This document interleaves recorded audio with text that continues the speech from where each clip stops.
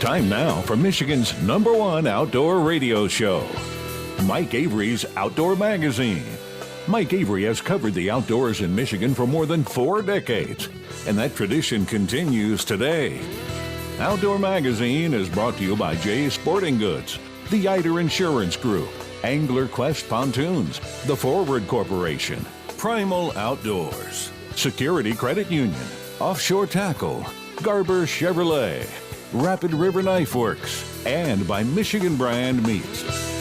Now, here's Mike Avery.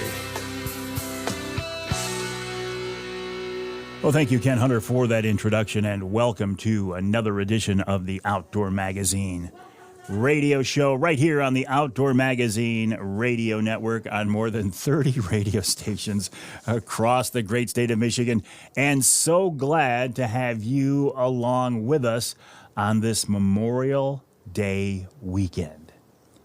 How did it get to be Memorial Day already? You know, time does fly, right? But it feels like it should be Easter still, not Memorial Weekend, the unofficial kickoff of the summer season. Now, the weather forecast, as I'm looking at it right now, looks like it's going to be a little bit iffy, but hey, we got to take advantage of every opportunity. I have always said never to cancel any type of an outdoor plan based on a weather forecast. At least not a few days out, right? Now, if you wake up in the morning and the wind is blowing 40 miles an hour from the northeast, yeah, okay, you can cancel your trip on Saginaw Bay, but you know, don't let a weather forecast change your plans. Going back to Memorial Weekend here. For a lot of people these days, Memorial Day and Memorial Weekend have become an excuse to, or not an excuse, a reason to have a party, a get-together, a backyard barbecue, to go fishing, camping, a little day trip, whatever. And those are all wonderful things to do. But let's keep in mind on this Memorial Weekend the real reason for this holiday. And that is to honor those who have given their lives in the course of defending our country in the military. That's the real reason for Memorial Day. Now, it has morphed and changed and developed into just honoring all of those who have passed, and that's an honorable thing to do as well. But specifically, it is designed to honor those who made, and it's a cliche, but it's a good term, the ultimate sacrifice. One of the very few true regrets in my life is that I never served. If I could go back and change one thing in my life as a young man, I would have signed up. When it was time for me at that age to sign up and make that commitment and do my part, it was right after Vietnam. Now, this is not an excuse, but it's part of the mindset of the world at that time. So I didn't, and I regret that. I really, really do. So I have the utmost respect for those who did sign up. And it only seems appropriate that we should honor those who did sign up. They left their home here in Michigan or wherever. They left their family. They left their friends. And they went to some, godforsaken place? Some jungle? Some desert? And some of them didn't come home. I can't imagine what the families of those people have gone through over the years and going through today. So, much respect. Thank you for serving. The families, thank you for the years that you've had to deal with the loss. And let's just keep that in mind on this Memorial Weekend, right? I mentioned fishing on Memorial Weekend. I had a chance to get out fishing. The Angler Quest is on the water. I had new tubes were put on the Angler Quest. Not because there was anything wrong with the old ones, but there is a newer tube design, and everybody just wanted to have the newest design on my boat, and I appreciate that. So thank you, folks at Apex Marine, for swapping out those tubes. Thank you, Mr. Angler Quest himself, Brad Dupuis, for facilitating this all. Thank you to the folks at Linwood Beach Marina for helping me get ready for the water, specifically Captain Jason Graham of Send It Charters and Linwood Beach Marina. Thank you. I appreciate the fact that you folks were willing to work with me so I could get on the water. And I did get on the water. In fact, the very first day, earlier here last week, the weather was perfect. I ran the boat over from Linwood Beach over to my slip at the mouth of the river. My son James came to meet me, and we did a little shakedown cruise. I always like to do that first trip of the year, without a crew, a crew of people who have bid on a charity to fish with me, and hopefully somebody who's knowledgeable and comfortable and competent out there in the water. And my son James, you couldn't be more competent than he is on the water. So we went out and made a couple passes through my beloved Skinny Water. Nothing in there. So we went out further offshore, 4 or 5 miles offshore, and we found some fish. And we had a really, really good day. A lot of fun. A lot of fun to be back on the water. A lot of fun to be catching fish. A lot of fun to be out there with my son James. We talked about the good times we've had on Saginaw Bay. We talked about the fishery when he was a kid growing up. And how it's evolved and what it's developed into. It was just so much fun. Interesting, though, that the surface temp when I was out there a few days ago was 70 degrees already. Now, it seems to me a little early to be that warm. And I thought, is this something to be, I don't want to say concerned about, but something to be aware of? Because last year, the fishing on Saginaw Bay was so good, so late into the year. And I feel like all those big northeast winds that we had throughout the season last year that we were cursing at the time, I feel like those winds help keep some cooler water on the in the inner bay and keep the fish in there. So I'm hoping the water temp doesn't get too high too fast and maybe a lot of our fish leave. But there's a lot of fish out there. I had my first experience using the new Precise Walleye Crank, the PWC, that was designed and tested by the Romanaks, Mark and Jake Romanak. Great action on the bait, great colors, but what I really like is it's got good, solid hooks. On Saginaw Bay right now, a lot of people are running, myself included, flicker minnows and maybe some flicker shads, but the hooks on those things are junk. Word of advice, if you get a flicker minnow, if you go buy a flicker minnow, buy some extra hooks and put them on. Buy some new hooks and put them on. But I really like that PWC. That's a nice bait. I'll be using that and getting more. You can count on that. Turkey season here in Michigan wrapping up. You still have time to get your bird, but don't drag your feet and take your Thermacell or your Michigan Moon with you. Also, don't forget to apply for your Michigan bear or elk tag. You have till the end of the month to do that. Every year I hear from people said, "Oh man, I forgot." Well, here's your reminder. Go online, use the app, or go to a license agent and apply for your Michigan bear or elk application. If you don't get a tag, oh well, at least you applied, right? If you don't apply, you know you're not going to get a tag. And you know what? You're not going to get an elk tag anyway, but you've got to apply because somebody will get an elk tag. The golf outing, the first annual Mike Avery Outdoors Charity Golf Outing. Monday, July 29th at the West Branch Country Club. This is an outing to raise funds for MUCC's youth camp. If I'm going to be involved in a golf outing, we're going to raise some money, and it's going to be for an outdoor-related cause, and I can't think of a better cause than to get young people involved in the outdoors through MUCC's youth camp. We still have room for players, and we have almost unlimited room for sponsors. We'll find a way to get you involved, believe me. go to the website, mucc.org/golf. That's mucc.org/golf to sign up to play and or sponsor the event. It's going to be a really good time, and I'm looking forward to it. mucc.org/golf, Monday, July 29th at the West Branch Country Club. Speaking of MUCC, this week coming up here, MUCC Executive Director Amy Trotter joins me on Wednesday Night Live. She's always a very popular guest, always a wealth of information, and I would encourage you to check that out. Promo codes. Mike20, if you go to michiganbrand.net, michiganbrand.net, use the promo code Mike20, 20% off on your entire order if you want to get a Rapid River knife like the one I have in my pocket right now. Avery 10 at the website rapidriverknifeworks.us or in the store on US 2 just east of Rapid River. Coming up this week on Outdoor Magazine, after the break, John Cleveland of Michigan-based Eppinger Lures. They make the Dardevle lure.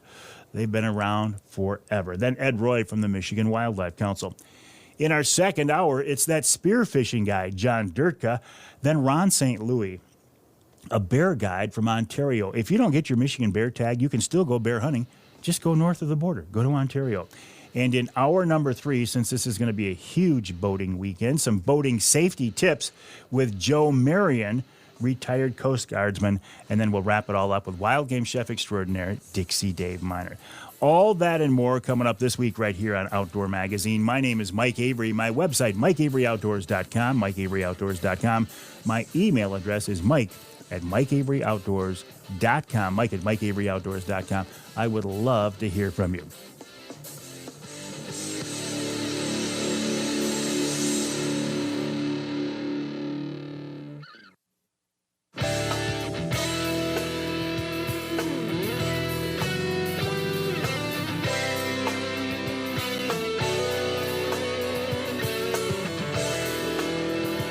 You can hear the Outdoor Magazine show in the Thumb in Sandusky, WMIC, 660 AM, 95.3 FM. You can hear us in Muskegon on WKVZ, 1090 AM, and north of the bridge in Iron Mountain, WMIQ, 1450 AM. This segment of Outdoor Magazine brought to you by the Linwood Beach Marina and Campground. Linwood Beach can be your year-round Saginaw Bay walleye destination. A big thank you to the folks at Linwood Beach Marina, including Scott Safransky, Captain Jeff Godey, Captain Jason Graham, for getting my angler quest ready for the water. I'm on the water now. I was there at Linwood Beach the other day, just kind of looking around. What a beautiful spot that is. Beautiful location, right there on the shore of Saginaw Bay. Very nice launch ramp, full-service marine shop. Ship store, just great people. I can't say enough about Linwood Beach. The website, linwoodbeachmarina.com. That's linwoodbeachmarina.com.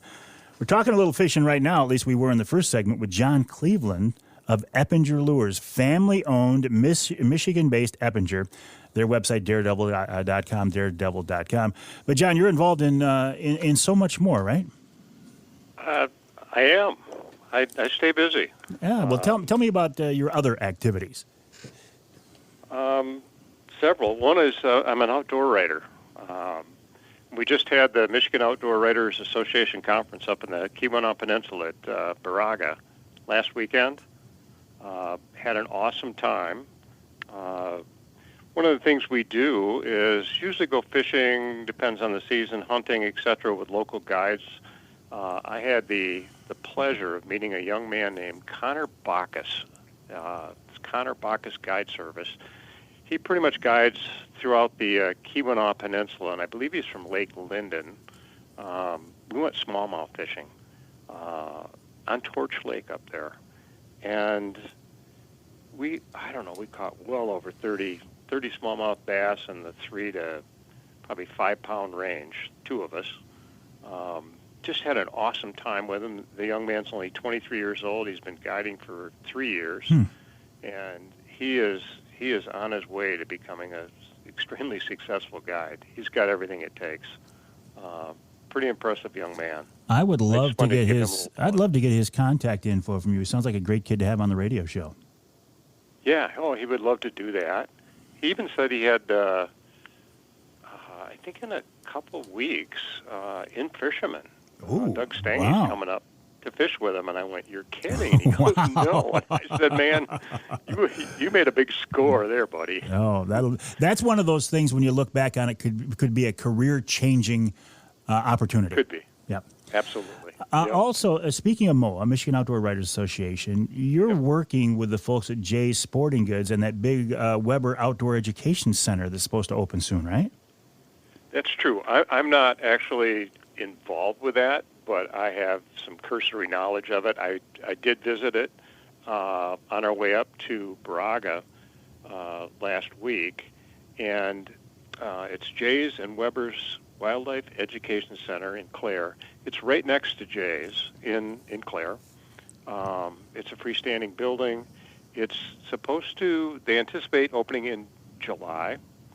And basically what it is, it'll be a tourist destination, definitely an education center. They've got conference rooms, et cetera, in there. But the interior, the main sort of attraction is there are 300 wildlife mounts, all in kind of living color, so to speak. If you've ever been to Cabela's and seen their huge kind of mountain with all the different animals, et cetera, on there, that's about a tenth of what's inside the Weber Center. And it basically starts out with a Michigan sort of scenery. It moves into Texas, then into the mountains, and the walls are painted with murals that reflect that. Eventually goes into kind of Asia and ends up in Africa with a full elephant mount, a hippopotamus. You know, there's lions. It's incredible, and they're going to be doing tours. It is an awesome attraction. And before I run out of time with you, you're going to have MOA is going to have something there, right? Display or something? Tell me more, John. Yeah, our Michigan Outdoor Hall of Fame is going to be in the lobby. And right now it includes folks like Morton F., Fred Bear, Steve Ranella, Denny Gurink, Jim Foote, Dardevle is in there. Oh, nice. And every year, we just got it started up a few years ago, but every year we're going to pick 3 Michigan-based individuals or companies that we feel deserve to be in that Michigan Hall of Fame. And the plaques will be, and information on those companies or individuals will be in the lobby, which is just the perfect place for it. Very nice, very nice. I will look forward to that. John, listen, always a pleasure. I've got to let you go because I got to move on, but I enjoy our conversations.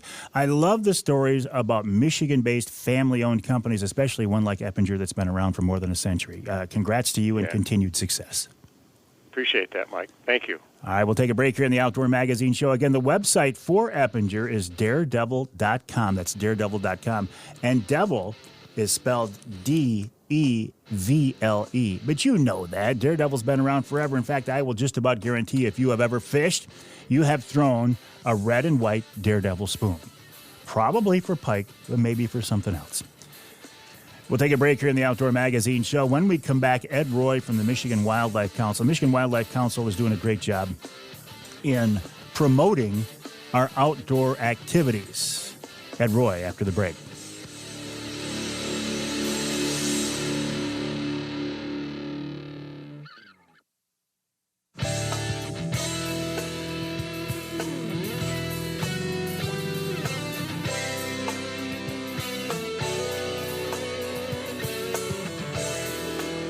You can hear the Outdoor Magazine Show in Battle Creek on WBCK 95.3 FM. You can hear us in Flint on Sports Extra 1330 WTRX. And let's go north of the bridge. Let's go to the Sioux, WKNW 1400 AM. This segment of Outdoor Magazine is brought to you by this company right here. Well, the company that makes that sound. You know what the sound is right by now, right? That's the sound of my Rapid River knife opening up and locking back. I just pulled it out of my pocket. This is my new Rapid River knife, by the way. I'm thinking I want to get a bunch of them to collect them and hand them down over the years. RapidRiverKnifeWorks.us is the website, RapidRiverKnifeWorks.us. Handmade by craftsmen in Michigan's Upper Peninsula with a lifetime guarantee. Anything goes wrong, you send it back. Or take it to the showroom, the Rapid River Knife Works showroom on US 2 just east of Rapid River, and they'll take care of it. You can go to the showroom, go to the website, rapidriverknifeworks.us. Either place, use the promo code Avery10. Avery10 will get you 10% off on a Rapid River knife. rapidriverknifeworks.us or the showroom on US 2 just east of Rapid River. Promo code Avery10 for a good deal on a great knife. All right, we were hoping to talk with Ed Roy of the Michigan Wildlife Council in this segment of the show.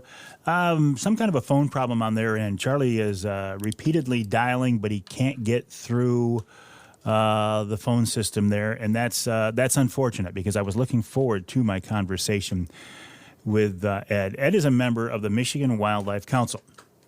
Michigan Wildlife Council is a group that was formed several years ago to promote hunting and fishing to the non-hunting and fishing part of our population, and that's a big part of our population. Their website is hereformioutdoors.org, hereformioutdoors.org, and the campaign is the Here for Generations campaign because the outdoor lifestyle has been here in Michigan for generations, but we want this lifestyle to continue for future generations. For the first time in my lifetime, I can conceive of a time when hunting and fishing and shooting and trapping wouldn't be socially acceptable by the bulk of the population. I never thought I would say that. I never thought we would get to this point. But if you look around, you can see it happening. You know, look at states like California. Look at states like Colorado. We need to make sure that doesn't happen here in Michigan. And the folks at the Michigan Wildlife Council are doing a great job in promoting these sports. It started out promoting these outdoor activities, and it started out primarily being geared toward the non-hunters and anglers in the southern part of the state. And some of us hardcore hunters and anglers were a little bit, we resented that a little bit. It's like, why are you spending all this money on those people? Well, it's those people being the non-hunters and anglers, who will decide our future as hunters and anglers and shooters and trappers, because that's where the bulk of the population is, and that's where the voters are. So we need voters on our side. We need them to be educated about what we do. We need them to be educated about conservation and wildlife issues. So the Here for Generations campaign is designed to do just that. Now, recently, I've seen this in the past few months especially, the gist of the campaign has become a little more, I don't want to say a little more hardcore, but really promoting hunting and fishing. This is just my perception from the outside. Hunting and fishing maybe more than just generic wildlife and conservation issues. Personally, I'm glad to see that. I think it means, and based on past conversations with the folks from the Michigan Wildlife Council, I think that means that they're being effective. Their message to their original intended audience is having an impact. And if you look at the research they do, Good Marketing, who works with them, the research they do, it has, they call it moving the needle. People are aware that conservation is paid for primarily by hunters and anglers and shooters and trappers. It's not paid for by people who walk a nature trail with binoculars in their hands. Now, there's nothing wrong with that. That is a wonderful outdoor activity. But probably the funds to pay for that nature trail and the habitat restoration and the habitat improvement and the habitat maintenance on that trail was paid for by somebody who bought a hunting or fishing license or a trapping license or bought some kind of a sporting good and paid an excise tax on it, a Pittman Robertson or whatever. We are the ultimate conservationists, we as hunters and anglers and shooters and trappers. And the Michigan Wildlife Council, through their Here for Generations campaign, is doing a great job in getting that word out and promoting it. So I appreciate it, and I support what they do. Again, the website is here for mioutdoors.org, here for mioutdoors.org. We will get somebody from the Michigan Wildlife Council on the show here in the next little bit to talk more about that. But I am sorry we couldn't talk to Ed. We certainly did give it a good try. We'll take a break for the top of the hour. When we come back, we're going to talk with that Michigan spearfishing guy. His name is John Durtka. You've seen his underwater videos. They are so cool. And then we'll head north of the border to Ontario with bear guide Ron St. Louis. If you don't get a Michigan bear tag, you can still bear hunt this year. Just go to Ontario. That's what I'm going to do. And maybe I'm going to hunt here in Michigan, too. All depends on the luck of the draw. Hour 2 of Outdoor Magazine coming up.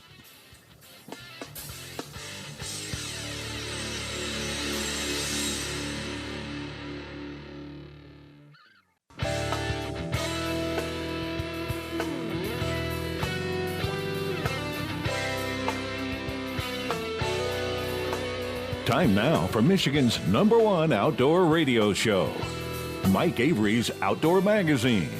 Mike Avery has covered the outdoors in Michigan for more than 4 decades, and that tradition continues today. Outdoor Magazine is brought to you by Jay's Sporting Goods, the Eider Insurance Group, Angler Quest Pontoons, the Forward Corporation, Primal Outdoors, Security Credit Union, Offshore Tackle, Garber Chevrolet, Rapid River Knife Works, and by Michigan Brand Meats. Now, here's Mike Avery. Indeed, this is the big guy, Mike Avery. Thank you, Ken Hunter, for that introduction, and welcome to hour number 2 of this week's Outdoor Magazine radio show right here on the Outdoor Magazine radio network on more than 30 radio stations across the great state of Michigan. And as I always say, the best way to listen to this show, in my opinion, is on your local radio station. There, you can get your local news, your local weather, your local sports, your local commercials. Maybe there's an ad or maybe there's a sale or something you want to take advantage of. I'm a big fan of radio, obviously. I'm on radio stations. If you can't hear the radio show on your local radio station, there is a podcast version of the radio show available. I know, podcasting. Everything's a podcast these days. I was watching a podcast. I was listening to a podcast. I was talking about a podcast. Everything in the world in media these days is a podcast, except that it's not. But there is a podcast version of the radio show, and you can hear it on my website, MikeAveryOutdoors.com. It's on the Facebook page. It's on Amazon Music and Audible and Twitter, now called X, and LinkedIn and Apple Music, Google Play, iHeartRadio, SoundCloud, Spotify, TuneIn, Stitcher, Player FM, Deezer, Odyssey, YouTube. Yeah, I even put a version on YouTube. I do like podcasting, though, too. I also do monthly podcasts for Offshore Tackle, Primal Outdoors, and we have reinstated the Angler Quest podcast as well. Coming up here next week, we're going to do a Primal Outdoors podcast with Bob Ransom. Now, Bob is a very well-known name. He's a Michigan guy, very well-known name in the outdoor industry. He's the guy who started Ameristep, grew that into a huge company. It's the American dream, right? He sold it off, and then when he was allowed to contractually get back into the outdoor business, he got involved with Primal Outdoors. That's the company that makes that Wraith 270 see-through ground blind that I love so much. And by the way, there's a new blind out. I have a prototype of it called the Harvester. Ooh, that thing is sweet as well. Anyway, more on that coming up. Of all the different things to do in the outdoors here in Michigan, one of the things that I am absolutely most fascinated by is something that I have never done and something that I never will do. Underwater spearfishing. Now, that sounds kind of like a joke, right? Underwater spearfishing. No, it's a real thing. And John Durtka is the guy who, in my opinion, almost single-handedly was able to push this through the process and have it become legal to do it. And he's done a wonderful job in promoting the sport, posting some very, very cool underwater videos. and he's with us now on the Outdoor Magazine phone line. John, welcome back to the show. How have you been? Thanks, Mike. It's great to be back, man. It's great to be in some nicer weather. Last time I talked to you, it was December, and it was cold, and now it's sunny and beautiful, and I'm very happy about that. Oh, I'm happy about that as well. And listen, before I go too far, did you guys make your yearly trip down to Florida this year? Didn't I see a picture of you holding an iguana? Yeah, that was last year, but Was I it have last not year? been down this Oh. year since. That was last year. Okay. Man, that looked like a lot of fun. Okay, so we think of spearfishing in that Florida water, in the salt water, the warm, crystal clear water. How does that relate here to Michigan? Well, if you look at all the states in the United States that don't border saltwater, we have all the freshwater in North America, it seems like. And when it compares to saltwater, I think it's about as close as you're going to get in the Midwest, because it's just a pure volume of water that you're never going to see that's fresh, that you can drink right from the lake, to say. So we don't have quite the species diversity. We don't have to worry about sharks and things like that, but it definitely has some opportunities when the weather's nice like it is right now to get out and get underneath the water and get to see the fish in their natural habitat. So are there any concerns, though, when you're doing this? We don't have sharks. Do you ever get bothered by predator fish? I mean, what is the concern? Listen, if you go down there and run out of breath, that's a problem, right? You're in trouble. Yeah, absolutely. That's where training and things like that are critical, and then diving with buddies, when you go out, is a good practice to make sure that boats are keeping distances from your diver down flags, and that you have a buddy there when you get to the surface to make sure you're okay. Well, let's set the stage here. You're not using tanks, right? This is all, free dive? Is that the correct term? Yes, sir. Free dive, underwater free dive spearfishing. No artificial breathing devices are permitted here in the state anymore. That was part of our regulation process with the DNR. But you're welcome to jump in and do your best on your own physical ability. So no tanks, no airline going to you. You just sit at the surface, breathe, get as much air as you can in, and then you go under. Yes, sir. And then you are getting down there. You're trying to target whichever fish it is, whether it's one of the new game fish, like a lake trout or a walleye or a pike, or if you want to go down there and get some suckers or a carp or a drum or whatever it is that's legal, that's up to you. And you get to swim right down to it, make the judgment call on the species and the size, make sure it's all legal, and harvest that fish at your preference. I'll talk more about those different species of fish and the technicalities and the details here in a minute, but the logistics of this spearfishing. I mean, I have bow fished before, right? And you're limited to what, 4 or 5, maybe 6 feet of water. Do you spearfish in water that shallow, and how deep can you go? Yeah, spearfishing in really shallow water isn't isn't really a thing. We usually target water that's 10 plus feet deep. That's usually where you'll start to find fish, as far as where you can make them targetable, because you have to be fully submerged when you are attempting to harvest fish with spearfishing gear. That kind of gets rid of a lot of the shallower waters, and so we start looking for waters in the 10, 15 foot range. You usually start finding weeds and drop offs and cooler water, and you'll start finding fish there. But I think it was 2 weeks ago, I was out in Alpena, just north of the Thunder Bay area, and basically at the furthest north point where you can harvest game fish.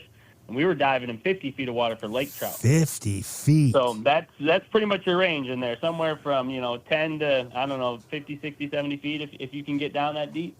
50 feet with no air tank. Yes, sir. Man. Quite challenging, but we spent a long day doing it, but we managed to get one. So there's the next part of the question. I guess we don't have to worry about you spearfishermen taking all of our fish.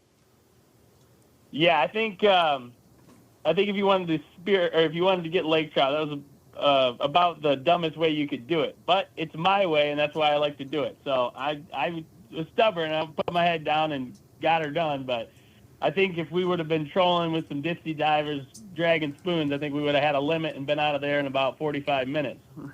Is that the case with everything you guys go after? I mean, I'm thinking about walleye right now. I've seen some very cool underwater spearing videos from you guys of walleye. But even on a good day, I don't feel like you can compete with somebody up on the surface trolling. I would generally say no. I think there's going to be some quantitative things, just like, you can put a bad spear fisherman up against a good walleye fisherman, and obviously they're going to come out on the bad side. Or you can put me up against somebody fishing from the shore, and I'll probably win, no problem. But I think when it comes to the overall harvest and the size of the fish is probably going to go straight to the hook and line guys. Because when you're spearfishing, you don't get to catch fish, throw them in a live well, and then, so to say, improve your bag. Like when you're spearfishing, you shoot your 5 fish or 6 fish or whatever it is, and then you're done. You're out for the day. You don't get any more. You don't get to exchange fish throughout the day or anything like that. Yeah, so there's no catch and release. Harvest yeah, exactly. No catch and release, and that's really what it comes down. You get your fish, and you get out, and you get on with your life. Okay, so if there is no catch and release, I mean, you still have to abide by the same size limits as anybody fishing hook and line. I guess how do you judge the size of a fish underwater? Or is it easy with somebody with your experience? Determining the size of the fish is all up to the person harvesting that fish. It's the responsibility of every angler to make sure the fish is legal before they harvest it. So you're going to have to use your experience and your knowledge surrounding that fish, just like everybody else does, to determine whether you believe that's a legal fish before you harvest it. So that's really up to you. And, I think most everybody who's been fishing at some point knows what a legal size fish generally looks like. And if you don't know, let it go. There's plenty of fish in the sea. Just keep swimming around until you find one that you're 100% confident in. When you pull that trigger, you're going to kill that fish, and that fish is going to be absolutely legal size. Sounds good, John. Hang tight. We got to take a break here in the Outdoor Magazine show. We're talking with John Durtka of Purely Michigan Spearfishing. You can find him, Purely Michigan Spearfishing, on Instagram, YouTube, all over online. Check out his videos. It's like a different world down there. I look at say walleye fishing from a perspective of on the top of the water, on the surface, trolling with my Angler Quest. But when I see John go down there and basically eye to eye with these fish, it is pretty darn cool. Purely Michigan Spearfishing on Instagram and YouTube, among other places. More coming up after the break.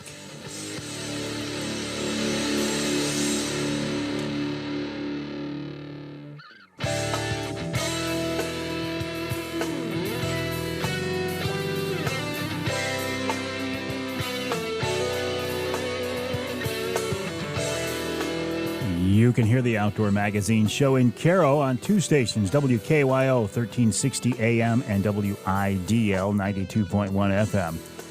You can hear us in Sheboygan on Big Country Gold, WCBY 1240 AM, 100.7 FM. And you can hear us north of the bridge in Escanaba on WCHT 600 AM, 93.5 FM. This segment of Outdoor Magazine is brought to you by Matt Smith Outdoors Realtor. Matt, I've known Matt for many, many years. He's a great guy, and he's an expert at finding recreational properties and vacation homes, and he can help turn your family, or he can help your family turn a dream into a reality. What do I mean by that? Well, you think about, you've talked about it with your family and your friends about how you'd love to have a place up north, or you'd love to have a cottage, or you'd love to have a place on the water, or you'd love to have some hunting property. Well, that's a dream. But if you deal with the right people, they can help you make that dream become something more, someplace that you can look forward to visiting, someplace that you can go, someplace you can retire to. Well, that's Matt Smith Outdoors. You can find him on Facebook and Instagram. And by the way, if you're looking for a new home as your primary residence, Matt can help you out there as well. That's Matt Smith Outdoors on Facebook and on Instagram, Matt Smith Outdoors. While you are online, please check out my website, MikeAveryOutdoors.com. And then as you're poking around, look for Purely Michigan Spearfishing. You can find him on Instagram and YouTube, among other places. His name is John Durtka. And he is the guy who, in my opinion, has pioneered underwater spearfishing. He's the guy who, pun intended, spearheaded it through the legislature, the NRC, the whole process that he had to get done, the DNR. And he's done a very, very good job at promoting this through his online presence. John, you said something before the break that really stuck in my mind that I want to come back to. You said you guys have to, and gals, have to be fully submerged, meaning you just can't swim across the surface with a snorkel and spear, right? That's correct. You got to be underneath the water, full body. Underneath the water, full body, no tank of any kind. And then, so what's the gear that you have in your hand? What's the spear itself look like? It's a little bit smaller gun. It's about a 40-inch long. Mine's a wood gun. It's by Fish Stick Spear Guns, and it has 2 rubber bands on it, 2 rubber propulsion, if you will, and it has a loading pad and a trigger mechanism. And in that, the spear shaft kind of runs right down the middle of the gun, and it's held in there. And then you have a line tied to the end of the spear shaft that ties off to the end of the gun, which can't be more than 20 feet long. And that's all it is. And you swim with that, and it's kind of weighted to be properly balanced underneath the water, so it's easy to aim, so you're not fighting a gun that's floating up on you or sinking on you. And that's the tool itself. So does the spear then, is that got a tip on it like you would use for bow fishing? Yeah, very similar. These ones, we have it's just a regular tip on the steel shaft. It's just rounded down to a tip, and it has what we call a flopper on it, or like a barb on a hook. Yeah. And once it goes through the fish, that deploys, and that's how you hang on to the fish once you've shot it. Maybe a stupid question, but when you hit these fish, do you stone them, or do you sometimes have a fight on your hands on the end of that line? If you're a good shot, you can stone them. Other times, they'll run away, and you gotta chase them. You gotta hold on to them or fight them up to the surface. If you get like a big carp, like I shot a 25-pounder last week when I was in the water. And, that one I had to fight for a little bit. But it's not like you're fighting them with a rod and reel. I mean, you're fighting them in their element at eye level, hand to hand almost. That is so cool. Yeah, he's pulling me around on the surface of the water for a little bit, and, then you get them to you, and then you actually have to wrangle them like you're in a rodeo, and then you finally manage to subdue them, and then you can get them into the boat. So as I hear you describe this, I can see what the appeal is, but obviously this isn't a sport for the masses. You're not going to get Avery down there diving with you. So it's kind of a finite group you're dealing with. How many? Because I know you guys keep track of this. How many are in this fraternity or sorority that you guys have? There is not a lot, and it doesn't seem to be increasing at any staggering rate to be of any real concern to anybody so far. So the last data I had was from 2022, and I now have since got the 2023 data as well. And of the anglers that reported effort, was a total of 430 people reported fishing effort. And then of those 430 people, only 244 reported harvesting at least one fish. Now, if you break that down into 2 years, that goes to 122 people a year. that got reported at least getting one fish. So that's what we're looking at right here. So with the group so small, how were you able to push this through the process? Because I would think the powers that be would be more interested in dealing with something that's going to affect the masses, not a small group like you. How did you make this happen? Well, it really comes down to the seasonability.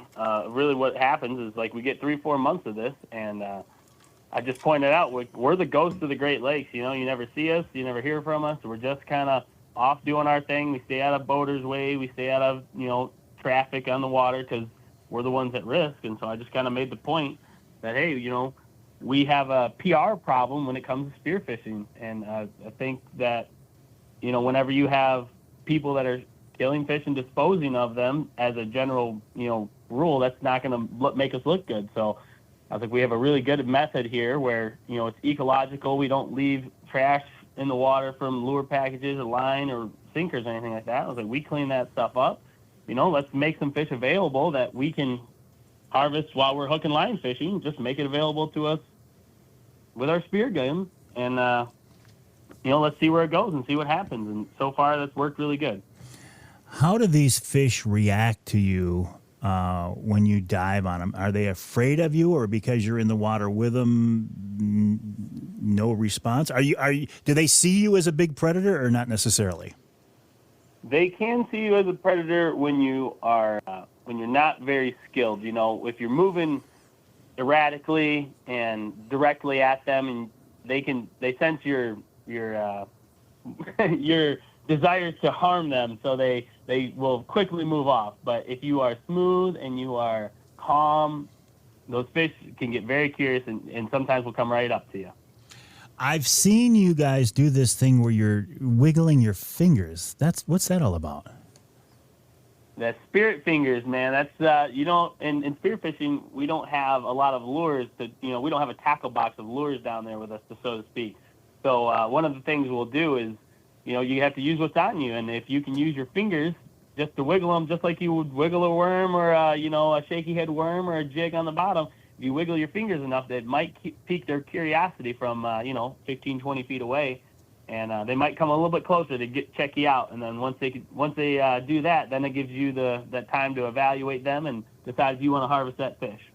You said you've got a 20-foot line on that spear, but what's your effective range? It's not 20 feet, is it? No, it's your best reach with a spear gun is going to be 12, 15 feet, and that's all determined by the gun and the band you're running, but also by the clarity that you're diving in. If you can't see 12, 15 feet, you can't shoot 12, 15 feet. So you're limited by your clarity, but you're also limited by your gear. So most of your spear guns are going to be able to shoot 10, 12 feet realistically. If you get a little bit better gun, you can probably make it out there 12, 15 feet, but most of your shots are going to be in that 8 to 12 foot range. That's a good point about the visibility. I hadn't really thought about that, but the areas I fish, there's really not a lot of visibility. How much do you need to be effective? Man, effective is about, I'd say, at the very least, you can get away with, if you're a really hardcore, you can probably get away with maybe 6 feet. But I don't dive in anything usually less than like 10 feet, because once it starts getting murky, then it gets scary, and you can run into stuff when you're diving, and that to me is just, that's not where I want to be. I'm a clear water diver generally, so I stay out of the murky water, and I'll head north or find clean water somewhere else if I want to go that bad. Now, you mentioned the word scary, because to me this would be very unnerving. You're down there in a foreign environment. You're down there holding your breath. You don't have an air tank on your back. You're down there with the critters in their environment. You ever just be swimming along slow and look up and come face to face with something you went, oh, geez, that scared the heck out of me? All the time, actually. Whether it's a weed or just a stick, anything, sometimes you just catch it out of the corner of your eye, and it does. It absolutely freaks you out, And I've had instances where I've had muskie in Lake St. Clair before we legalized the game fish. I had a sucker on my hip, and that muskie took a very, very unique interest in that sucker. And once I turned around, he's about 5 feet off my hip, and he scared me half to death, man. But wow. That happens more frequently than I'd like to admit. Maybe that's part of the fun. Maybe that's part of the appeal. Once you get, down there, the more you do it, the less it happens. But it definitely happens, especially in the beginning of the year, this time of year, when you're just starting to get back into it. You haven't done it for 4, 5, 6 months. You just start getting back into it. You just got to kind of get back into that environment. Once you're back into that environment, it happens a couple of times, you kind of get used to it. You're like, okay, yep. I'm the big dog in the water today. I don't have to be scared of anything. Gotcha. Now, not all waters of the state are open to you guys, and not all species, correct? Correct. So, yeah, the limitations for waters come into play for the game fish that were legalized in 2022. So when it comes down to your walleye, your northern pike, and your lake trout, we are limited to southern Lake Michigan from the southernmost pier in Grand Haven, and then from the southernmost pier where the Thunder Bay River enters Thunder Bay all the way down to the Fort Gratiot Lighthouse on Lake Huron. Those are for the game fish. Those are your waters open. You want to go get game fish, that's where you go. Other than that, all waters that are non-designated trout streams and trout lakes are open for the rough fish, just like you would bow fish for. Excellent. John, you've been a wonderful ambassador for this sport. I appreciate all the hard work that you put in, and I love watching your videos. I would encourage people to look for Purely Michigan Spearfishing on Instagram and YouTube and other online venues as well. Have a good season. I will be following you online because that's as close as I'm going to get to it. Thank you very much, Mike. I'll send you videos as I get them. Yeah, please. I'll look forward to them. John Durtka of Purely Michigan Spearfishing, the guy who pushed this through the legislature and has really done a wonderful job of promoting the thing that one of the sports that he loves. We'll take a break. When we come back, we'll head north of the bridge, north of the border, to Ontario to talk with Ron St. Louis, a bear guide there, about how you can bear hunt in Ontario this year.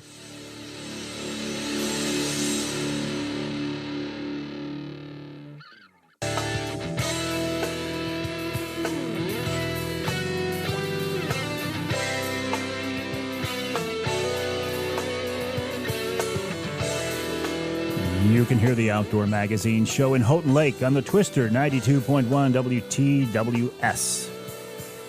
You can hear us in St. Joe on WSJM 94.9 FM, and you can hear us north of the bridge in Newberry, WNBY 1450 AM. This segment of Outdoor Magazine brought to you by Killer Food Plots. It is the time, it is the season to be putting in your food plots, and Michigan-based family-owned Killer Food Plots can help you out. Go to the website, killerfoodplots.com.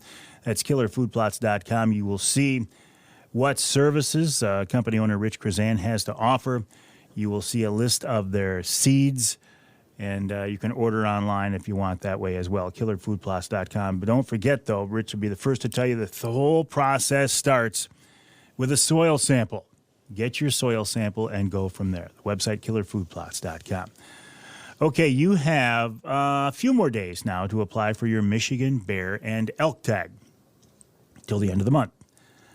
I applied for a third season hunting with Johnny Bowler in the Newberry district. I am cautiously optimistic that I will get a tag. But even if I don't, I know I will be bear hunting this year, because in August I'm going to go back to White River, Ontario, Canada. A place that I have absolutely fallen in love with. I have fallen in love with the terrain there, the countryside, the wildlife, and the people. Great people in White River. They have always treated us with the utmost and welcome, open arms. They welcome us as friends, and we become friends with those people there.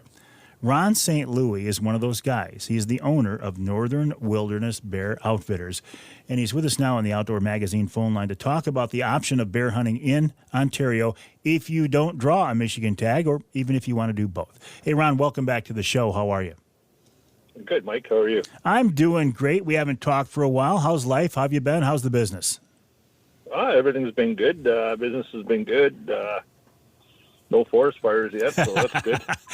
What was it? 2 years ago, we were so worried about that. You called and said, "Look, don't come up, because they're not going to let you through." Fortunately, we were able to get in there and have a good hunt. But nothing you're looking at now, huh? No, we've had a lot of rain and everything, and I mean, comes with the thunderstorms and the lightning and that. But so far, so good. We thought we were going to have issues with no snow this season, but I mean, so far we've been getting a lot of rain, so it should be good to go. So you didn't get much of a winter either, huh? No, not much of a winter at all. Like, I think in total we might have had 1.5 feet of snow. Oh my gosh! Yeah, we didn't get much snow. Does that somehow affect your bear hunting or even your moose or anything? What effect does that have, Ron? I don't really know how it would affect it. You know what I mean? Like, if getting the warm temperatures and with the snow, it melting off, like middle of winter. Like, I mean, we were in the pluses, I don't know how many times during, January and February, like it was up and down. So you just, sometimes you wonder, is it gonna, when it's melting, is it getting into the dens and waking the bears up early. But, I've been out baiting now for the last 3 weeks for the spring hunt, and seeing a lot of bears and a lot of good activity on the bait. So I don't, I did see some nice big sows with cubs and stuff. So I think they did well. Now, you've got hunters coming in for that spring hunt here very soon, right? Yes. Next week they're starting on the 31st of May to the 8th, and then I have a few other guys for the second week there. But it should be fun. I love the fact that you guys have a spring hunt now. I know that there were, pressure and for a while you couldn't have the hunt, and that must have made that bear population just blow up. Is the spring hunt helping to keep it under control? Do you feel like you're over harvesting bears at all? What's your sense of that, Ron? We're not over harvesting bears, because when they reintroduced the spring hunt, what they did is they put a quota on our hunt. So now we're only allowed to harvest. Our quota is 60 bears for I'm allowed 160 in one, and then I think 57 in the other. So whatever you harvest in the springtime, you can't harvest in the fall. So say if you're allowed 60 tags, if you use 30 in the spring, then you're only allowed 30 in the fall. So they, just so you're not over harvesting, so they don't want anybody to come in and, harvest 100 bears in the spring and 100 bears in the fall. Then you would have a problem. Gotcha. It's not in addition to, it's part of your harvest. I got you. But it's got to be good for you though to get hunters up there in the spring, because it helps spread the workload out, I guess, if nothing else. Yeah, it does. I don't mind it. I like it. Do some in the spring, some in the fall, and it helps though too, because you're pulling the bears away from town. With the baits closer to town and stuff like that. So it does help. We're seeing a lot less bears since I've been, doing the spring hunt, keeping them from coming to town. So that does help. We're talking with Ron St. Louis of Northern Wilderness Bear Outfitters, the website northernwildernessbearoutfitters.com, northernwildernessbearoutfitters.com. Ron, I got to take a break, but I got a lot more I want to talk about. Can you stick around for a few? Yep. I appreciate that. Ron St. Louis, northernwildernessbearoutfitters.com. I first started going up to White River many, many years ago now with a guy named Pete Jones. And Pete is not as active as he used to be, but one of Pete's guides was Ron St. Louis, so I got to know Ron then. Ron eventually took over the operation. He's grown it into a very, very big operation, a very successful operation. His success rate is as high as you're going to see anywhere. Now, there's no guarantee you're going to get a bear, right? Because they're a wild animal. They're not in a cage. They're not behind a fence. But the odds are pretty darn good, and I'm looking forward to heading up there in August. Ron St. Louis, northernwildernessbearoutfitters.com. We'll take a break. Lots more coming up right here on Outdoor Magazine.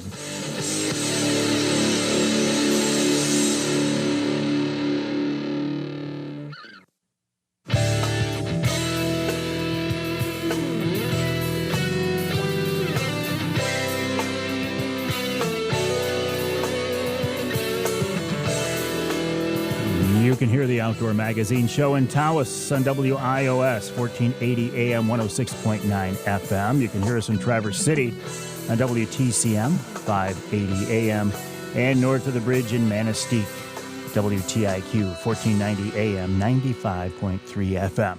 The Ask Avery segment is brought to you each week by the good folks at Security Credit Union. By the way, Security Credit Union has stepped up as a sponsor of the Mike Avery Outdoors Charity Golf Outing as well.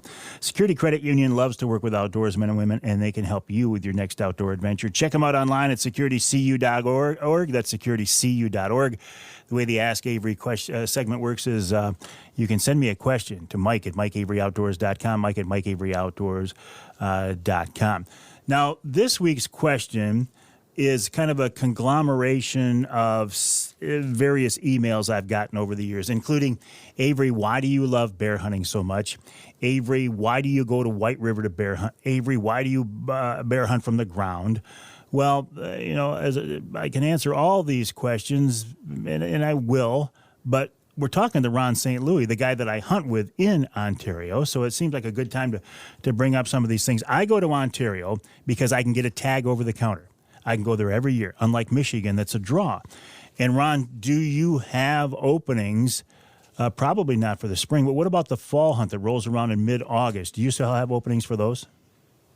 Right now I don't, unless I have a few, backups. Well, it's whatever I don't harvest in the spring. Like right now, I'm pretty much maxed out for.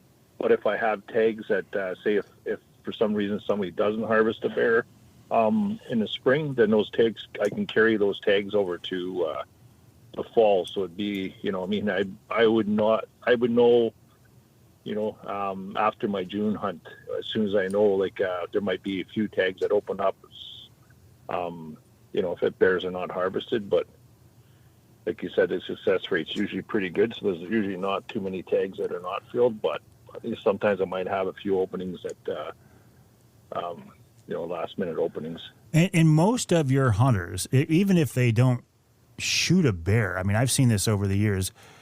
It's not a guarantee, but the odds of you seeing bear and getting a shot at a bear are pretty good. How do you do that? I mean, it's a lot of work, a lot of time. We spend a lot of time baiting and making sure we keep them. I start baiting early to make sure we keep them on the baits, even if berries come in, or just to give that opportunity to everybody. I'd rather spend a lot more on bait and keep the bears there, and at least when the hunters get here, then I know they got the best chance possible of harvesting a bear or seeing a bear. Where are most of your hunters from? You got a real good clientele from Michigan, don't you? Yes. It's usually Michigan, Ohio, Indiana. We've had them from California. There's your good friend Charles is coming up. Wiltz is going to be up next Friday. He has got a couple friends from. Oh, and he's geeked about Texas. it. He can't wait to get back up there. Yeah. We were talking yesterday about it, and they're from. I have them from California, Utah, all over. We have, a good group. Most from Michigan, but and it's a lot of a lot of the guys come back every year. They just enjoy it and have a good time. So I don't think I've ever talked to anybody, Ron, that came up hunting with you that didn't absolutely fall in love with it. A lot of your hunters, in fact, I'd say most of them, are bow hunting for bears, aren't they? Yep. Yeah. I'd say probably 95% of bow hunting or cross bow hunting, but the odd fellow bring a gun with him just in case or something like that, a shotgun or something like that. But it's not too often. Most of them are all archery hunting. Well, and your style, the way you have things set up, this is up close and personal. I mean, you're on top of these baits. Yeah, you're within 20 yards, sometimes 15, depending on where you are, 30 yards. But if somebody would prefer to be further back, like if they're rifle hunting, they say, hey, you know what, can I be set back 50 yards, 60 yards? That's not a problem. We'll cut a shooting lane. We'll make sure, it's all set up for them. And, most of them are on the ground anyway. I prefer, if you're rifle hunting, to be on the ground because you get that, you're not shooting from an angle. You're complete pass through. It's just, I like it better that way. A lot of your bow hunters are hunting from the ground now too. Yeah. A lot of them are, they listen to your podcast and, that you're hunting on the ground and everything. And they say, you know what, Mike, I'm going to try it. If that old guy can do it, I can do it. And they love it because you're sitting in there. Yes. Thermocell on, the bugs aren't bothering you as bad and you're out of the elements. Like if it starts to rain, I tell the guys, you know what, if you have a ground blind, bring it with you. Because if it's going to rain for a day or two, at least you get out of the elements of the rain. You can sit in there. Absolutely. There's no downside to it. I love it. No. Ron, I can't wait to get back up there and hunt with you. I would encourage people, if they are interested in bear hunting, to get in touch with you at the website, northernwildernessbearoutfitters.com. A lot of people here are going to be disappointed in Michigan in the next few weeks because they didn't draw a Michigan bear tag, but Ontario is an option. But Ron has run such a great operation. He's got so many people there that it's getting harder and harder to get in. So get in touch with him now. Ron St. Louis at northernwildernessbearoutfitters.com. Ron, I'm going to let you go. Good luck on this spring season. Okay. Yep. And thanks, Mike. And I'll let you know if I have anything that opens up. Yeah, please do. Yeah, please. Then I'll let people know that. Ron St. Louis of Northern Wilderness Bear Outfitters. We'll take a break here on the Outdoor Magazine Show. When we come back in our third hour, change gears a little bit, talk about heading out on the water with Joe Marion, retired Coastie Joe Marion. And, of course, we'll wrap it all up with wild game chef extraordinaire Dixie Dave Minar.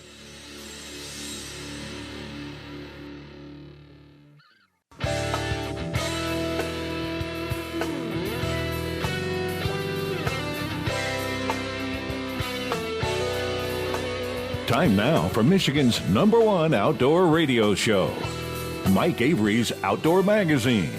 Mike Avery has covered the outdoors in Michigan for more than 4 decades, and that tradition continues today. Outdoor Magazine is brought to you by Jay's Sporting Goods, the Eider Insurance Group, Angler Quest Pontoons, the Forward Corporation, Primal Outdoors, Security Credit Union, Offshore Tackle, Garber Chevrolet, Rapid River Knife Works, and by Michigan Brand Meats. Now, here's Mike Avery. Well, thank you, Ken Hunter, for that introduction, and welcome to our number 3 of this week's Outdoor Magazine radio show here on the Outdoor Magazine Radio Network on a Memorial Day weekend. How did it get to be Memorial Day weekend already? It was just Easter. Anyway, here we are, the unofficial kickoff of the summertime season, and you know that people across the state are going to be heading north. They're going to be heading for the woods. They're going to be heading for the cabin. They're going to be heading for the lake. They're going to be heading for the water. There'll be a lot of people on the water this weekend. Many of them for the first time this season. I love being on the water. I find it so relaxing, so enjoyable. It's my happy place. I think it would have been cool, or I think it would be a very cool way to make a living if you could be on the water. A lot of the time. Like in the Coast Guard. I was saying earlier that the real reason, and please remember this, for Memorial Day is to remember those who have served and lost their lives, given the ultimate sacrifice. I think the Coast Guard would have been a cool career choice for me. And I said earlier also that I've always felt guilty that I never did serve. Coast Guard would have been a great option, I think. Joe Marion, a friend of mine, retired Coastie now. He spent many, many years on the water, doing enforcement, doing safety, saving people, protecting people. And I enjoyed talking with him about his time on the water, some of the stories he has, but also the tips he has on reminding people as you head out on the water this weekend to be safe. Joe, welcome back. How have you been? Doing good. Little hiccups in life, but those happen to everybody. Have you been fishing? Yes, I have. And? Salmon are great out of Ludington. They are starting to move a little bit deeper, so you got to work a little bit harder, but they're still there for those that want to give it a shot. And it's a fun time. We got some nice fish this year. That's what I heard, that there was a real good early season king bite off Ludington, Manistee. Good catches of nice fish, big fish for this time of year. Yes, that, and also we're seeing a lot of small fish, a lot of year-old, 2-year-old fish that are good recruitment classes from the last couple of years that are going to show that our fishery is doing really good for the future. So things are looking good right now. Yes, it is. Joe, remind our friends who are listening, because I know the story. I mean, you have spent your entire life on the water, a kid growing up in Michigan here, but you saw a lot of the world in that Coast Guard uniform, didn't you? Yes, I did. I joined the Coast Guard in 1986 when the salmon population in Lake Huron took a dive because of bacterial kidney disease back then. Mm-hmm. And I was as a first mate running at Collier's Marina at Tawas, and I was running 2-3 trips a day all summer long. Got my license when I turned 18 in 1985, and with bacterial kidney disease, charters crashed down. And in '86, I ran maybe 2-3 trips a week, and that wasn't enough to sustain life. So I chose other options and signed up in the Coast Guard and did 20 years. I bounced around, started off in Boston, Massachusetts on a 378-footer in the Caribbean doing drug interdiction and search and rescue. Then I moved to Tawas, Michigan, did search and rescue there, then up to Marquette, then back to Tawas, then out to Astoria, Oregon on another ship doing fisheries in Alaska and drug interdiction down in Mexico in the wintertime. And then I moved back to Michigan, the Saginaw River Station, where you and I met, and did search and rescue there for 5 years, 8 in navigation, and then I moved to Ludington, Michigan, where I've finished out my 20-year career as the XPO at the station here, and retired, stayed, and loved it. You got your captain's license at 18? Yes. Wow. So what is it about the water? I mean, what is the appeal that keeps you heading back out? Except for the occasional weekend warrior cutting me off, freedom.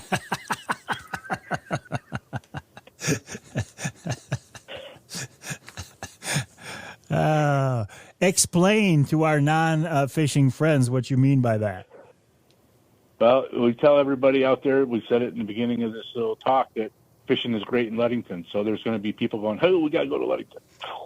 So we'll have our first-timers out there that don't know that most of us run a north and south pattern. We don't go east and west. And when I first moved over here in 2003, I had many years of experience of fishing salmon in Lake Huron. But we fished with just downriggers. Dipsy divers, lead cores were new. Coppers were never thought of. Now I get over here and I see these guys pulling walleye boards behind their boat in 2003, and I'm like, what are they fishing the top 5 feet for? I'm out in 120 foot of water. They should be fishing down deep. Didn't realize it was lead core that sinks, and then a few years later we went to copper, and now they're steel. And these, you'll see a boat running 14, 16, 20 rods with 4 or 5 boards out aside, 3, 4 downriggers down, 4 dipsies, a full spread, and they can't turn. And you come out there and you don't know what is happening here, the weekend warrior will mess you up. So it's kind of like rules of the road. If you're new to a port or new to a sport, kind of get the lay of the land or the lay of the water. See what people are doing, and kind of do it the same way, at least until you get proficient enough where you can buck the system and not cause problems. Now, can I put a plug in? Yeah. Captain Chuck's too, which is one of our largest bait and tackle stores that has one of the biggest selections of salmon gear and some of the most knowledgeable people that know how to operate out here. If you're new to the area, going in there, getting the latest tackle, getting the latest information, and getting the latest scoop on how to run out there would really benefit a new person to the Ludington area. Well, you know what? That's great advice for any port, though. Go to the good local bait shop, the tackle shop. Talk to the experts. Talk to the people. They'll get you started with the right baits, the right place to start, and maybe some good advice. So, yeah, that is good advice from you, Joe. Perfect. I appreciate that. Yeah. Thank you. And then you can also get on Charterboat, MichiganCharterboat.com, and look through it. Find the port you're going to. Call a couple of the captains. We'll share information. So in your retirement from the Coast Guard, one of the many hats you continue to wear is as a fishing charter captain. Correct. Do you ever get sick of being on the water? I mean, other than the occasional weekend warrior, but you've been out there in good weather, you've been out there in bad weather, you've been out there when it's 95, you've been out there when there's ice on it. Why? I love it. I like fishing. I love the peace, the serenity out there, and the opportunity to catch fish and have dinner. Going back to your Coast Guard days, though, that wasn't all peace and quiet. I think about your drug interdiction. I think about the port when you were out in Washington, your tour out there, your term out there. That had to be some pretty interesting stuff. That's some really, really neat things. You talk about heavy weather. I've been through 5 hurricanes on a ship, and that's kind of an exciting time. I've had probably around 150 tons of marijuana that I've busted in my career. Unfortunately, and Fortunately, I didn't have to deal with cocaine, which was a higher level at that time when I was in. Reparation of Haitians back to Haiti, and probably in a 2-year period, 27 trips back with more than 20,000 people. I mean, you get a boat packed with 150, 160 people packed on a little sailboat that can barely keep the gunnels from dipping, and you're taking them back to Haiti.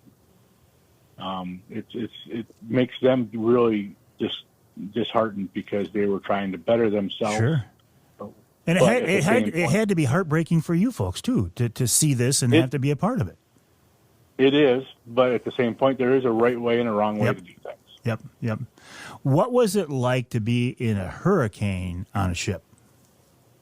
So the 378-footer was 68 feet at the flying bridge. Okay, so we had just got out of the way of the hurricane and got told to go back. So we were going on that ship can do 32 knots with the 2 jet bird engines pushing it along. We come off the first wave, skip over the second wave, dive into the third wave. The forecastle disappears. The water comes shooting out of the house pipes with the anchor chain stick through the hull like fire monitors going up in the air. Then the 5-inch gun mount disappears, and the 20-millimeter deck disappears. Then the bridge wings disappear, and you duck behind this little 1/4-inch piece of plexiglass as the water rolls past you, and you come up out of the next wave, skip over the next wave, and do it all over again. It was awesome. So, hey, see, hang tight, Joe. That gives you, for folks who don't know Joe, that gives you a real insight into his mindset. That was awesome, he says. Retired Coastie and current charter captain. He's working for Lila Charters on Facebook. We'll take a break. More coming up right here on Outdoor Magazine. It was awesome.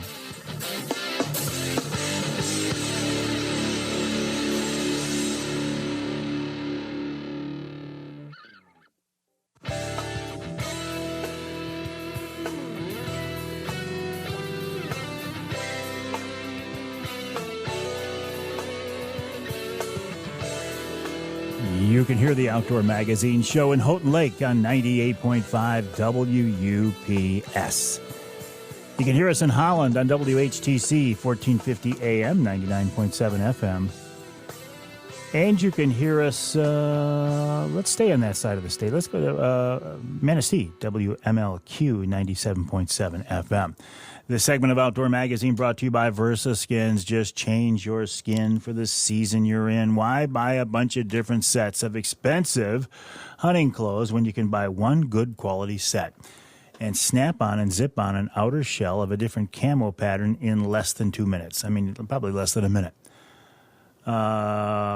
If you are a big size hunter and you need big size, jackets, pants, like 4, 5, 6X, VersaSkins can help you out there. If you are a saddle hunter and you are taking advantage of that, one of the hottest things in deer hunting today, VersaSkins makes jackets specifically for saddle hunting. You can learn more on their website, versaskins.com. That's versaskins.com. We're talking now with retired Coastguardsman and current charter captain Joe Marion. Joe is a Michigan guy, grew up in Michigan, on the water, spent his career around the world with the Coast Guard. Joe, one more story from you. When you were on the West Coast, did you get a chance to serve or train at that one station where they roll the boats over in the surf? Yes, I went to Ilwaqa, Washington, heavy weather school. I was stationed in Marquette at the time and got orders to go there for school. At that time it was a 2-week school. Now it's a little bit longer. Now they got the 47-footers. I went with the old 44-foot motor lifeboats, and they didn't teach you to roll them over.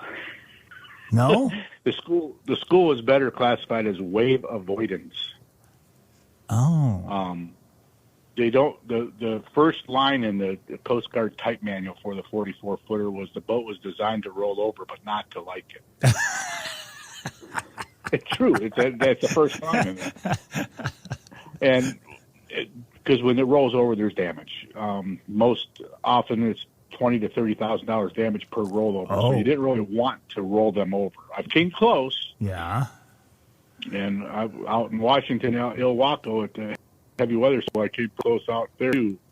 We were in inbound zone, and the wave stood up on me, and I was caught in a tough spot. And I glassed the throttles, locked myself into my seat harness, cranked the wheel. Everybody was hanging on, and it was fighting to curl. And finally punched through the backside. I straightened out, and as soon as I had a window, I zipped back out of the surf zone. The instructor said, "Well, that's as close as you're ever going to come to a rogue wave in reality." So His definition of a rogue wave was you're walking out of Walmart and you get hit by a wave in the parking lot. You didn't expect it there. If you're on the water, you need to expect it. So what's the biggest wave you've ever seen, ever been in? Through a hurricane, it was 42 feet. 42 feet. Gosh. All right, let's bring this back home to Michigan, Great Lakes. I mean, you could see, 20? 20, but I mean, even a recreational, 20 on the Great Lakes, holy cow. A recreational fisherman could go out on Lake Michigan and see a legitimate 6-foot wave. If you're not paying attention, if the wind comes up. I mean, that's pretty scary, isn't it? And that 6-foot wave, if it's sloughing off the top, it's going to roll you over if it catches you broadside. But as long as you're bow into it, keep your composure, don't go crazy and ride it out. You can navigate 6-foot, 8-foot waves pretty easily.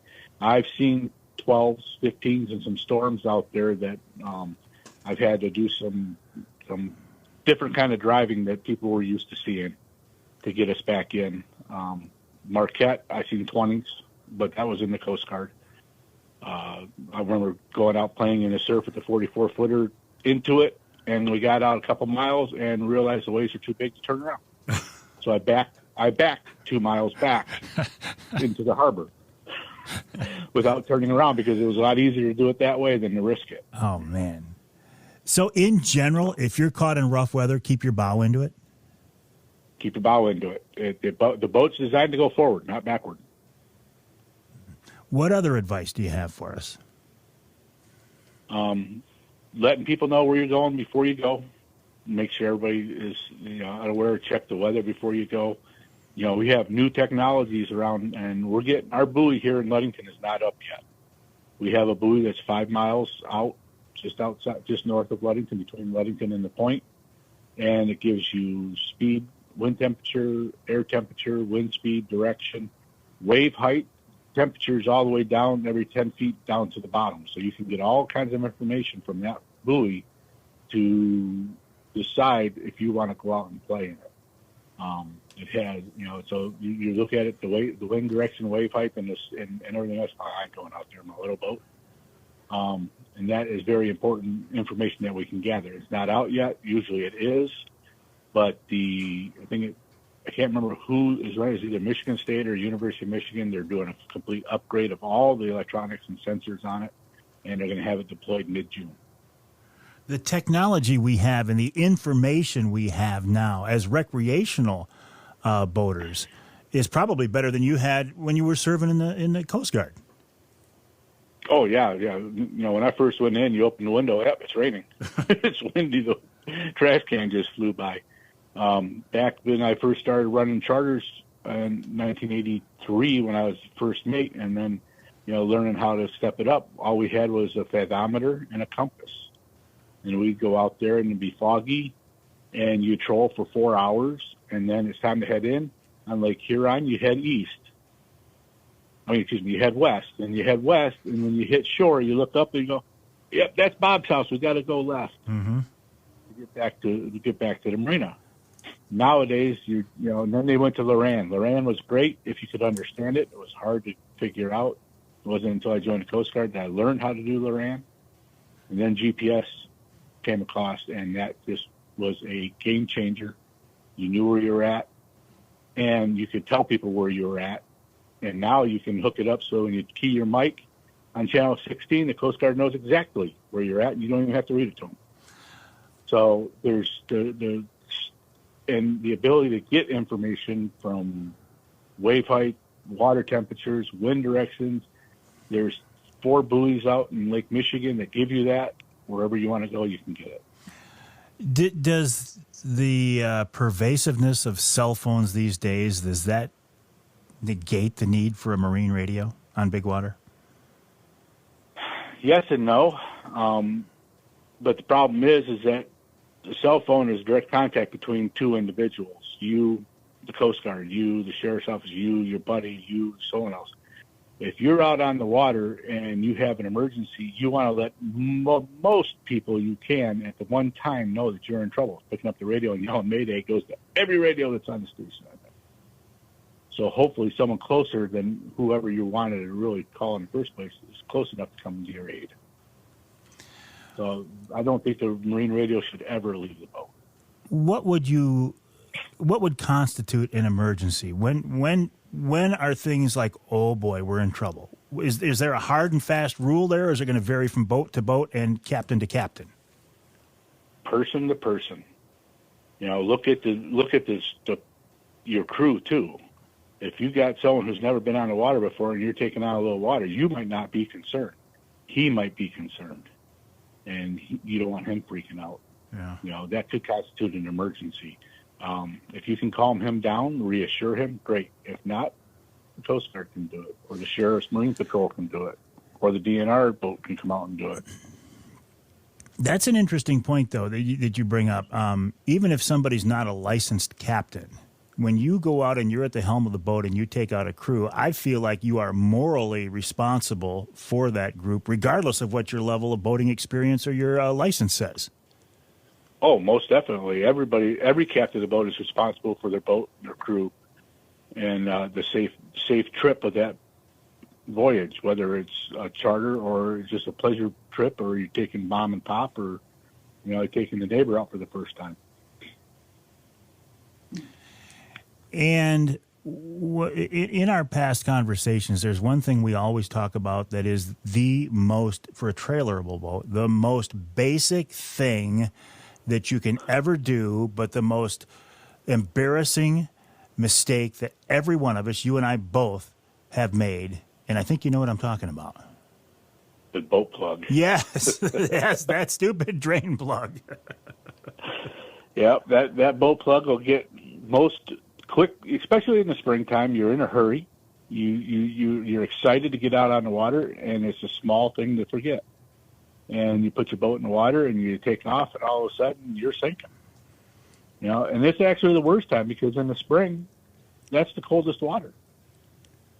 So you don't want to go swimming when the water is 40 degrees. You want to go swimming when the water is 65 degrees. But you don't want to go swimming with your boat at any time. You talk about water temp. I was out trolling Saginaw Bay yesterday. The surface temp is already 70 degrees. But I don't think I want to get caught in 70-degree water, because if I go down a few feet, it's going to be even colder. Even that, and Lake Michigan's got to be, 50? I mean, even though we've had some warm weather, that water's still cold this time of year, isn't it? Yeah, the other morning I was out, we were at 54 degrees on the surface and 48 degrees down 75 feet. But hypothermia is the cooling of the body. Body is 98.6 degrees. Okay? You lose 1 degree and you start to become hypothermic. So it doesn't take much to lower your body temperature the colder the water is, but it's still 70 degrees is still 26 degrees below what the human body needs to be at. So when you're talking 7 degrees, it's still considered cold water. Yeah. You can still, it just takes longer. But if you're in the water for an extended period of time, that happens. We had a case that happened many years ago in Saginaw Bay. It took us a long time to find 2 jet skiers that had lost their jet ski and they were floating. And by the time we found one person, he was so delirious he didn't know what was going on. When the second person we did not find alive. And this is summertime, obviously, if they're on jet skis. This is in July. Yeah. So the water temperature's up there, and they're not wearing wetsuits. They're just wearing type 3s and bathing suits because it's 80 degrees, 85 degrees on the beach, and they're having a good time. You get in a bad situation, don't make it worse. Joe, always a pleasure. I appreciate your stories. Thank you for your service and for your words of advice, and you and I will talk again soon. Lialot Charters, by the way, you can find Joe, Lialot Charters, on Facebook. Well, take a break. More coming up right here on Outdoor Magazine.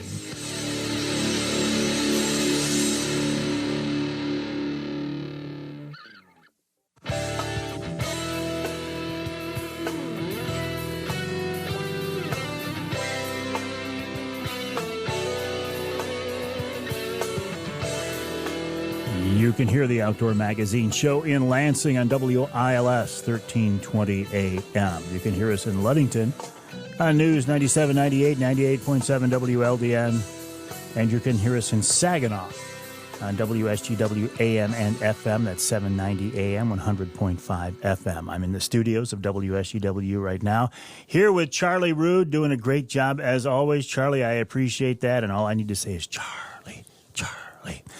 This segment of Outdoor Magazine brought to you by Reeder Landscaping. Reeder can take care of your lawn and property because it's your nature and our nurture. Let Reeder create an outdoor getaway in your backyard, as they have for me.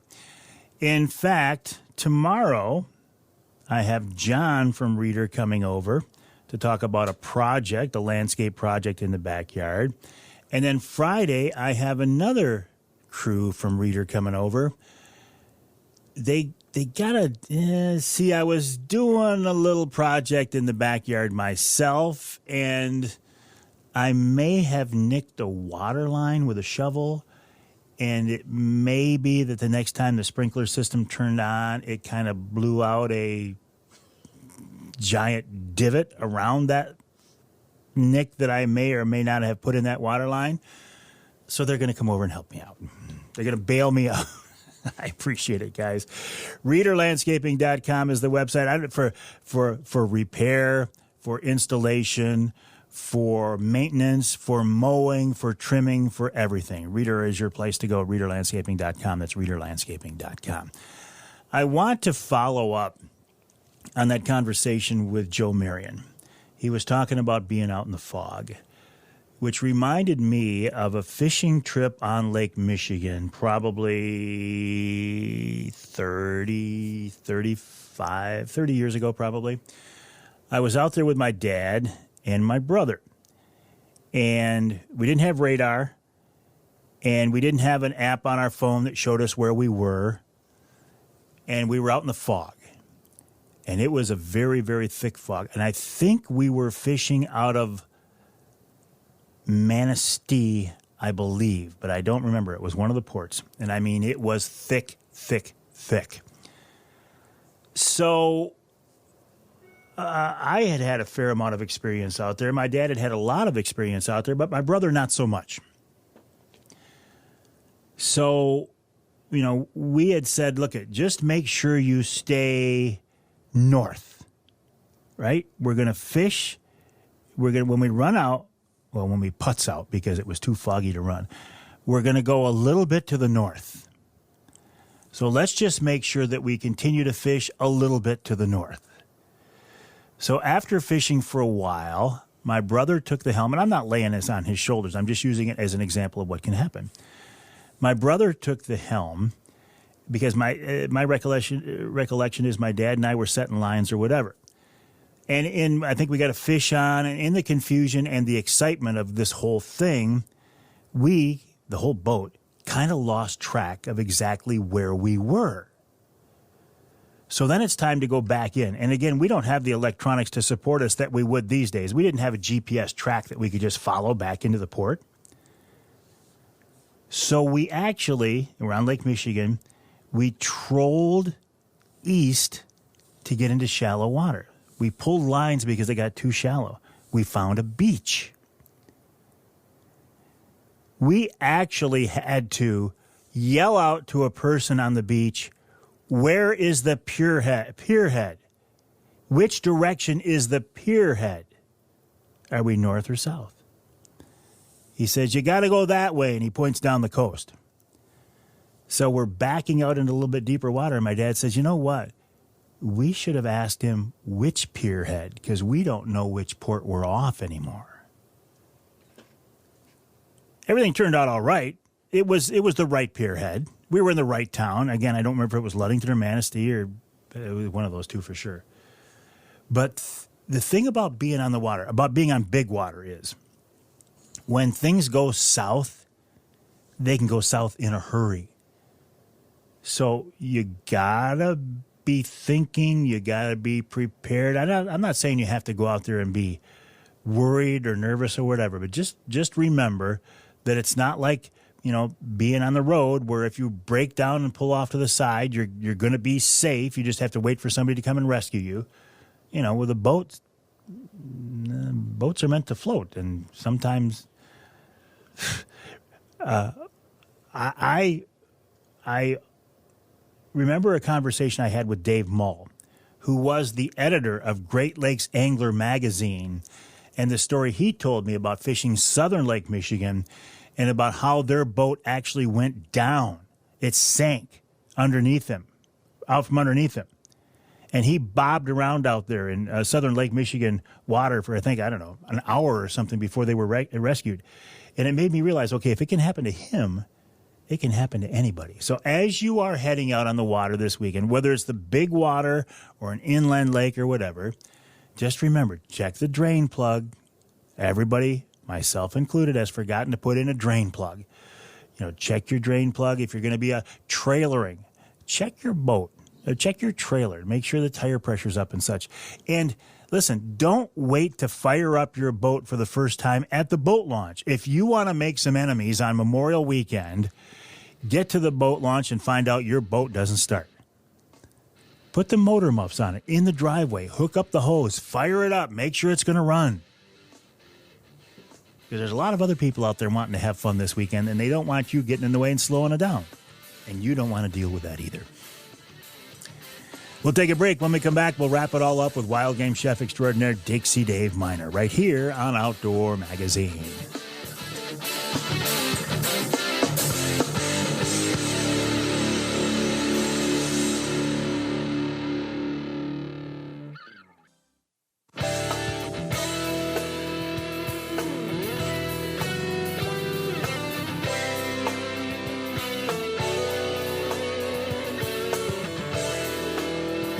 Where has the last 3 hours gone? Charlie's shaking his head. He doesn't know. But I'm not a good... Hey, listen, I don't have a good frame of reference for time. Because I don't think it should be Memorial Weekend already. So I can't tell you, to me, everything just is flying by faster and faster, including this last 3 hours. But you know what? I think that's because I am blessed to be in a position that I still enjoy, that I love. To sit at this microphone every week and talk about hunting and fishing and shooting and trapping and wildlife issues and conservation issues is a dream. And I'm so fortunate and happy and blessed to be able to do it. And I thank you for allowing me to come into your life, into your world, whether it's into your home, whether it's into your vehicle, whether it's into your live stream or whatever. Thank you. I do appreciate it. Also appreciate the fact that wild game chef extraordinaire Dixie Dave Minar takes time out of his week to talk with us each and every time with another great wild game recipe. And he's back with us once again. David, how are you? Good. Everybody have a safe and sane holiday. I would have bet $1,000 that you would work that into the conversation. Somehow or another, I always try to, don't I? What do you got for us this week, buddy? Hey, how was your wildlife fishing trip? It was wonderful to get back out there on the water. We caught some fish, and then we looked at each other, James and I, and said, do you want to clean fish? I'm like, nope. Do you want to clean fish? Nope. So we splooshed them all back into the water. Well, good for you. Yep. Okay, so we got a smoked barbecued salmon today with apples. Excellent. We did this recipe. You can probably pull it up from the archive. Oh, I will check. Okay, so it's page 16. Gotcha.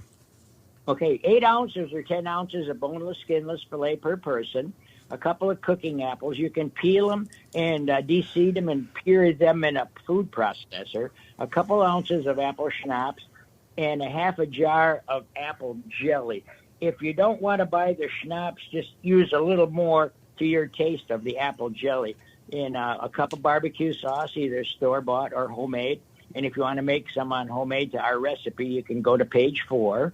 A lemon squeezed as much or as little as you like. And if you like it a little zippy, put some cayenne pepper, or you could omit that. And you need the barbecue grill set on kind of low to medium low. Not too hot. You don't want to scorch this. And a couple of cups of apple smoking chips. You want to smoke them for an hour or two previous to doing this. Maybe you can even do it overnight. So you want to mix all the ingredients except for the smoking chips together the day before. Taste it. Make sure that it's to your liking. In a glass dish or a casserole, put a little bit of the barbecue sauce in the bottom, lay the fish on top, and top with more sauce. And then cover it with plastic wrap. You want to keep it from drying out. And refrigerate it overnight. You can spoon some more sauce over the top or just turn the fish a couple times, whichever goes for you guys. Wire brush the grate. The grate's very, very clean. And if you want to season this, you can take a paper towel soaked with a little bit of oil and rub it back and forth on the grates, and that'll keep it from sticking. You want to season it. You don't want the grill too hot to do that with. Okay, you put the smoking chips around the outside of the coals or the barbecue if you're using gas, away from the fish, because if they catch on fire, you don't want that soot to be on the fish. You want to leave it off to the side. And anyways, what you want to do is then start the fish with the skin side up so the rib side is down. And you want to cook this, cover the grill up. Oh, you don't want a lot of smoke. You want to let this smoke up real good. Anywhere from 6 to 8 minutes, depending on how thick the fish is. And you can baste the fish several times while cooking, get a little more flavor. Turn it only one time, and then eat any of this remaining sauce. And you make a small pool on each plate, set the fish on top, and a little bit of parsley would be nice if you could get that. And you don't want to overcook this, just about to medium well, because it's going to finish cooking. The heat will continue to traverse through the meat. So, and this is a great barbecue for the holiday coming up. Did you do this one at Insta-Launch, or was that a different recipe? We did this at Insta-Launch. One time with the apples, and another time with just the barbecued salmon. And I remember the smell wafting through the entire campground. We had people coming in drooling, man. I feel like you were Jesus feeding the multitude, because we had people coming in from everywhere. They only gave me 200 pounds of fish to cook that one time. We gave it all away, too. Oh, every bit of it. Both times we did. Yeah, that was more. Yeah. That was a lot of fun. David, appreciate your time. You have a great holiday weekend. We'll talk next time. Yep. We're going to be right up here and do some barbecuing. Excellent. We'll look forward to that. Wild game chef extraordinaire Dixie Dave Minar, just a great guy, just a sweetheart of a guy. I do appreciate his involvement in the show each week, but I appreciate you being along with us. A lot of people to make this happen, right? There's Charlie and Jonathan here in the studio. There are the guests. There are the regular guests like Dixie Dave. There are my advertising partners. There are the people at the stations that download the show and upload the show and stream the show and all this. I mean, I couldn't do this by myself. I couldn't do this alone. So I appreciate you being along with me. And my name is Mike Avery. The show is Outdoor Magazine. The website is MikeAveryOutdoors.com. That's MikeAveryOutdoors.com. Love to hear from you. Have a great weekend, and I'll talk to you next time right here on Outdoor Magazine.